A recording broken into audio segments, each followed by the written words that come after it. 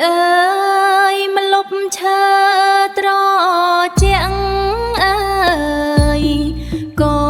นเอ้ยจำไม่บอมเปนาทมลางก่อนนั่งบานสกขาเอ้ยเอ้ยเอ้ย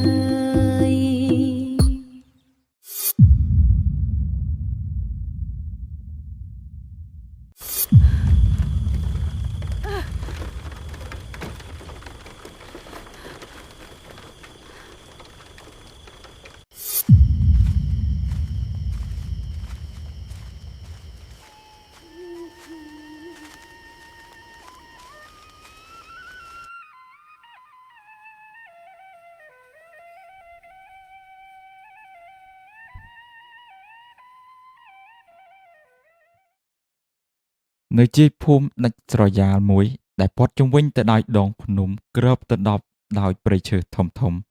នៅក្បែរផ្ទះមានវាលស្រែជាច្រើនភ្លឺផ្ទះនោះគឺជាផ្ទះឈើចាស់តូចមួយសង់ខ្ពស់ផុតពីដីដែលបន្សល់ទុកតាំងពីជំនាន់ដូនតានៅទីនោះជាសម្បុកស្នេហ៍របស់ប្តីប្រពន្ធវ័យក្មេងមួយគូគឺបងតារានិងកុលភួងជីវិតរបស់ពួកគេ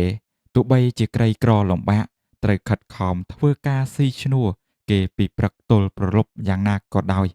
ក៏សេចក្តីស្នេហាដ៏ស្មោះស្ម័គ្របានធ្វើឲ្យផ្ទះតូចនេះពោរពេញទៅដោយភាពកក់ក្ដៅជានិច្ចអ្វីដែលជាក្តីសង្ឃឹមដ៏ធំធេងបំផុតរបស់ពួកគេនៅពេលនោះ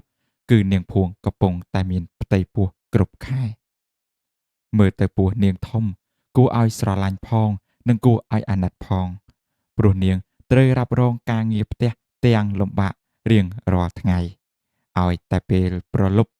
ពេលដែលពន្លឺព្រះអាទិត្យពណ៌ក្រហមទុំរៀបនឹងលិចបាត់ពីផ្ទៃមេឃបង្កើតបានជាបរិយាកាសស្រងេះស្រងោចភួងតែងតែចុះមកអង្គុយលេងនៅលើឫសឈើធំនៃដើមជ្រៃបុរាណមួយដែលដុះនៅក្បែររបងផ្ទះរបស់នាងចូលចិត្តយកដៃអង្អែលពោះថ្នមភ្នែកសម្លឹងទៅមើលវាលស្រែឆ្ងាយរួចចាប់ផ្ដើមច្រៀងចម្រៀងបំពេកូនតិចទៅកាន់កូននៅក្នុងពោះសំឡេងរបស់នាងស្រទន់ពីរោះពន្លឺឡើងលាយឡំនឹងខ្យល់បក់រវិចបង្កើតបានជាបរិយាកាសដ៏មានក្តីសុខបំផុតតែអារម្មណ៍លាយភាពសោកសៅចម្លែកហាក់ដូចជាកំពុងតែលួងលោមប្រលឹងកូនតូចឲ្យស្ងប់ស្ងាត់នៅក្នុងផ្ទៃភាពរីករាយត្រូវបានរលាយបាត់មួយរំពេចនៅរាត្រីដ៏ខ្មៅងងឹតមួយនៅពាក់កណ្ដាលអធ្រាត្រព្រះពាយបោកបក់យ៉ាងខ្លាំងមកប៉ះនឹងផ្ទះចាស់រៀលទៅលើដំបូលស្លឹកស័ង្កសីលាន់ឮសូរប្រោកផេះផុសគួរឲ្យខ្លាចចំពេលនោះឯនាងភួងបានចាប់ផ្ដើមឈឺពោះសម្រាកូនយ៉ាងខ្លាំងនាងដេកននាលនៅលើកម្រាលកន្ទេលរុនស្រែកធ្ងោដោយការឈឺចាប់ស្ទើរដាច់ខ្យល់ដោយសារតែគ្មានទូរស័ព្ទនិងគ្មានមធ្យោបាយធ្វើដំណើរបងតារាគ្មានជំរើសអ្វីក្រៅពីប្រថុយជីវិតរត់ទាំងកណ្ដាលភ្លៀងជោគជាំដើម្បីទៅរកឈ្មោះបុរាណនៅឯភូមិម្ខាងទៀតដែលឆ្ងាយរាប់សិបគីឡូម៉ែត្រប៉ុន្តែព្រំលិខិតហាក់ដូចជាលេងសើចនឹងវាសនារបស់ពួកគេណាស់ភ្លៀងធ្លាក់ខ្លាំងពេកបានធ្វើឲ្យទឹកជំនន់ជន់ជោបោកបក់ស្ពានឈើដែលជាផ្លូវឆ្លងកាត់តែមួយគត់ឲ្យបាក់ខ្ទេចខ្ទីធ្វើឲ្យបងតារាមិនអាចឆ្លងទៅភូមិម្ខាងទៀតបានឡើយគេបានត្រឹមតែឈរស្រែកយំទាំងអស់សង្ឃឹមកណ្ដាលភ្លៀងធ្លាក់ជោគជាំនៅឯផ្ទះឈើតូចឯណោះវិញនាងភួងត្រូវសម្រាលកូនទាំងការឈឺចាប់វេទនាតែម្នាក់ឯងក្នុងភាពងងឹតដោយសារតែគ្មានអ្នកជួយជ្រោមជ្រែងនិងបាត់បង់ឈាមច្រើនពេកនាងភួងបានដាច់ខ្យល់ស្លាប់ភ្លាមទាំងទឹកភ្នែកហូររហាមទាំងដែលកូនតូចនៅក្នុងពោះមិនទាន់ទាំងបាននឹងឃើញពន្លឺព្រះអាទិត្យឬឮសំឡេងបំពេ ផ្ទាល់ត្រចៀកផងឡើយបន្ទាប់ពីភ្លៀងមួយមេធំលាយឡំខ្យល់បានកន្លងផុតទៅបងតារាបានវិលត្រឡប់មកផ្ទះវិញទាំងអារម្មណ៍ក្តុកក្តួលតែអ្វីៗត្រូវបានហួសពេលអស់ទៅហើយរូបរាងកាយដ៏ត្រជាក់ស្រេបរបស់ប្រពន្ធនិងកូន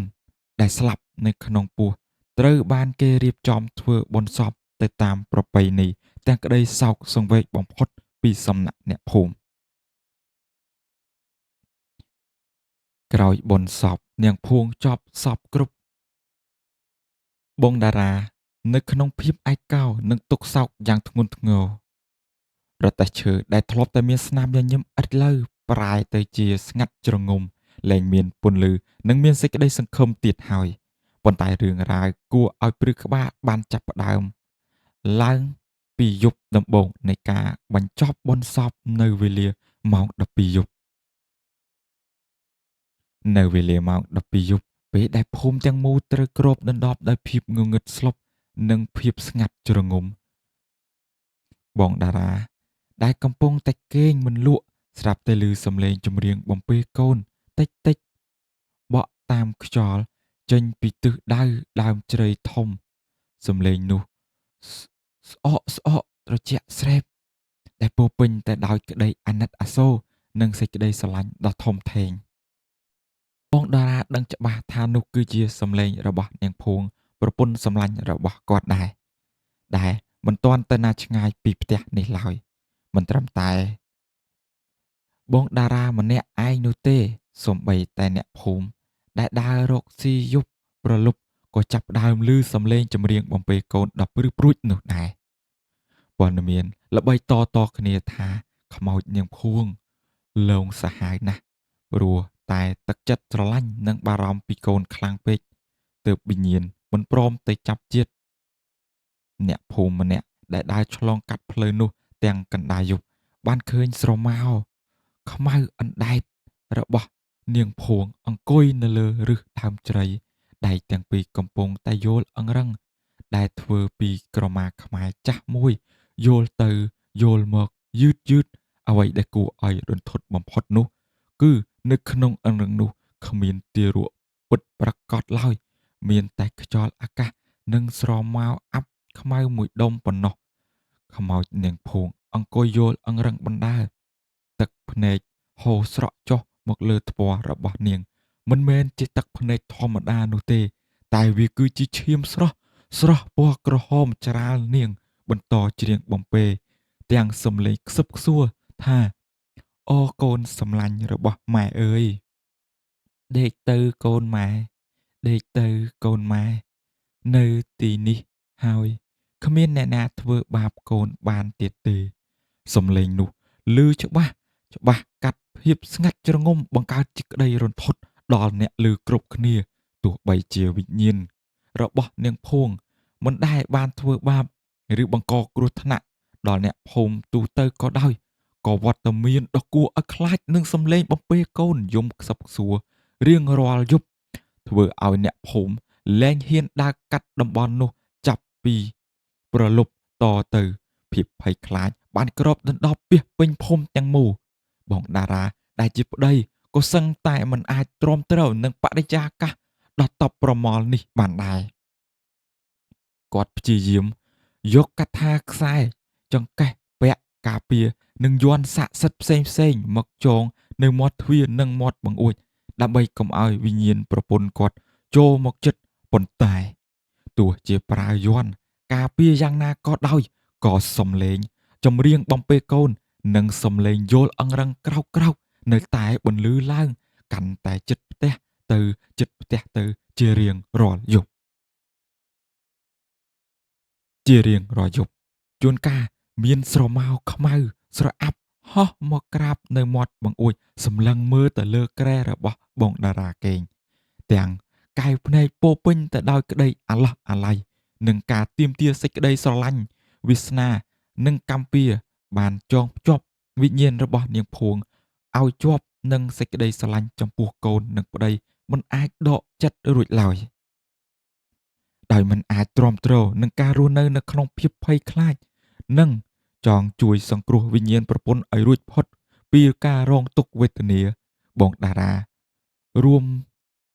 ជាមួយនឹងអ្នកភូមិចាស់ទុំក្នុងភូមិបានសម្រេចចិត្តនិមន្តព្រះសង្ឃនិងអញ្ជើញលោកអាចារ្យដែលមានមន្តវិជ្ជាការខ្លាំងពូកែមកធ្វើពិធីបុណ្យហៅព្រលឹងនិងដេញវិញ្ញាណ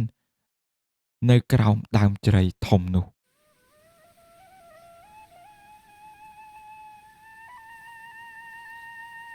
លោកអាចារ្យបានរៀបចំសែនព្រេនសូត្រមន្តគាថានិងប្រើទឹកមន្តស័ក្តិសិទ្ធិដើម្បីបង្ខំឲ្យព្រលឹងនាងភួងចូលក្នុងនិងព្រមលះបង់សេចក្តីអាល័យដើម្បីទៅចាប់ជាតិសាជាថ្មីក៏ប៉ុន្តែនៅពេលដែលពិធីចាប់ផ្ដើមឡើងស្រាប់តែមានខ្យល់ព្យុះបោកបក់យ៉ាងខ្លាំងក្លាដោយគ្មានមូលហេតុស្លឹកឈើហោះប៉ើងរប៉ាត់រប៉ាយពាសពេញអាកាសពន្លឺភ្លើងទៀននិងធូបត្រូវរលត់រសាយរសាត់អស់វិញ្ញាណរបស់នាងភួងបានលេចរូបរាងឡើងយ៉ាងច្បាស់កណ្ដាលវាលតែលើកនេះមិនមែនជាស្រមោលស្លូតបូតឡើយនាងខឹងសម្បាយ៉ាងខ្លាំងដែលគេព្យាយាមបំបែកបំបាក់នាងពីកូននាងបានស្រែកគំហឹកទាំងសំឡេងស្អកស្អកភ្នែកក្រហមច្រាលដូចភ្លើងសម្លឹងមើលទៅលោកអាចារ្យនិងអ្នកភូមិធ្វើឲ្យគ្រប់គ្នាផិតភ័យរត់ប្រសេប្រសាចលែងហ៊ានបន្តពិធីកម្មនេះតទៀតឡើយបន្ទាប់ពីពិធីកម្មត្រូវបានបរាជ័យយប់នោះផ្ទាល់វិញ្ញាណរបស់នាងភួងបានហោះចូលក្នុងបន្ទប់គេងរបស់បងតារាតែម្ដងនាងមិនបានធ្វើបាបប្តីឡើយប៉ុន្តែនាងបានលុតជង្គង់យំនៅក្បែរគ្រែទាំងកាយវិការសំពះអង្វរនាងយំរៀបរាប់ទាំងការឈឺចាប់ថាបងតារាអើយខ្ញុំមិនចង់លងបន្លាចអ្នកណាទេប៉ុន្តែខ្ញុំមិនទាន់បានជួបមុខកូនយើងផងតើឲ្យខ្ញុំទៅចាប់ជាតិយ៉ាងណាកើតខ្ញុំចង់អោបកូនខ្ញុំម្ដងសូមជួយខ្ញុំផងទឹកភ្នែកឈាមរបស់នាងស្រក់ចុះមកលើលាយឡំនឹងសំឡេងអង្វរដ៏សោកសៅបំផុតធ្វើឲ្យបងតារារំជួលចិត្តជាខ្លាំងលែងមានអារម្មណ៍ភ័យខ្លាចប្រពន្ធទៀតហើយគាត់ក៏បានសម្រេចចិត្តទៅនាំយាយម៉ាយដែលជាម្ដាយបង្កើតរបស់នាងមកកាន់ផ្ទះដើម្បីជួយសម្រាលទុក្ខសោកសៅរបស់កូនស្រីនិងពន្យល់ពីការពិតនៃជីវិតនិងសេចក្តីស្លាប់ឲ្យវិញ្ញាណរបស់នាងភួងបានយំនៅយប់បន្ទាប់យាយម៉ាយដែលជាម្ដាយរបស់នាងភួងបានមកអង្គុយរងចាំនៅក្រោមដើមជ្រៃធំរួមជាមួយបងតារាលុះដល់ពាក់កណ្ដាលអធ្រាត្រវិញ្ញាណរបស់នាងភួងក៏បានលេចឡើងម្ដងទៀតទឹកមុខពោពេញទៅដោយភាពក្រៀមក្រំឃើញម្ដាយបង្កើតខ្មោចនាងភួងបានរត់ទៅលុតជង្គង់យំអោបជើងម្ដាយយ៉ាងកំសត់លោកយាយម៉ាយក៏បានសម្រក់ទឹកភ្នែកយកដៃទៅអង្អែក្បាលកូនស្រីទោះបីជាប៉ះបានត្រឹមតែខ្យល់ត្រជាក់ស្រេបក៏ដោយម្ដាយបាននិយាយលួងលោមថាកូនស្រីមាសម្ដាយអើយវាសនារបស់កូននឹងចៅមិនល្អទេទើបមិនអាចរួមរស់ជួបជុំគ្នាក្នុងជាតិនេះសូមកូនស្លាប់ទៅហើយតែចិត្តកូននៅតែជាប់ជំពាក់នឹងកូនតូចឥឡូវនេះកូនត្រូវដោះលែងវិញ្ញាណខ្លួនឯងនិងវិញ្ញាណកូនតូចឲ្យទៅកាន់សុគតិភពចោះកុំចងគំនុំនិងចងចិត្តស្រឡាញ់ដែលជាកម្មពៀនេះទៀតនាងភួងស្ដាប់ម្ដាយពន្យល់បណ្ដើយំសោកបណ្ដើទាំងការឈឺចាប់ដែលត្រូវបែកបាក់បន្ទាប់ពីស្ដាប់ពាក្យលួងលោមនិងការណែនាំដ៏មានតម្លៃពីម្ដាយបង្កើតរួចជាមួយនឹងពាក្យសន្យារបស់បងតារានិងខំធ្វើបុណ្យឧទ្ទិសកុសលឲ្យនាងភួងជារៀងរាល់ថ្ងៃសេចក្តីឈឺចាប់និងក្តីអាល័យដ៏ងងឹតងងុលរបស់នាងភួងក៏ចាប់ផ្ដើមរលាយបាត់បន្តិចម្ដងទឹកភ្នែកឈាមដ៏គួរឲ្យខ្លាចនៅលើផ្ទៃមុខរបស់នាងបានប្រែคล้ายត្រឡប់ជាស្អាតបាតនិងមានពន្លឺស្រទន់ឡើងវិញនាងភួងបានងើបឈរយឺតអោបអង្រឹងទទេនោះជាចុងក្រោយរួចចាប់ផ្ដើមច្រៀងចម្រៀងបំពេដ៏ពីរោះនិងស្រទន់បំផុតដែលមិនធ្លាប់មានពីមុនមកនៅពេលដែលសំឡេងចម្រៀងបញ្ចប់ទៅ រូបរាងកាយខ្មោចដ៏គួរឲ្យខ្លាចរបស់នាងភួងក៏បានរសាយរសាត់คล้ายទៅជាពន្លឺពណ៌មាសតូចតូចដូចសត្វអំពិលអំពែកអំពីរួចហោះអណ្ដែតឡើងទៅលើមេឃដ៏ខ្ពស់ត្រដែតទៅកាន់សុគតិភពយ៉ាងសុខសាន្តជាទីបំផុតលោកនេះចាប់តាំងពីយប់នោះមកសំឡេងយំរៀបរាប់នឹងរូបភាពខ្មោចលងដ៏គួរឲ្យខ្លាចរបស់នាងភួងមិនដែលលេចឡើងឲ្យអ្នកភូមិបានឃើញទៀតឡើយបរិយាកាសងងឹតស្លុបដ៏គួរឲ្យខ្លាចនៅជាយភូមិ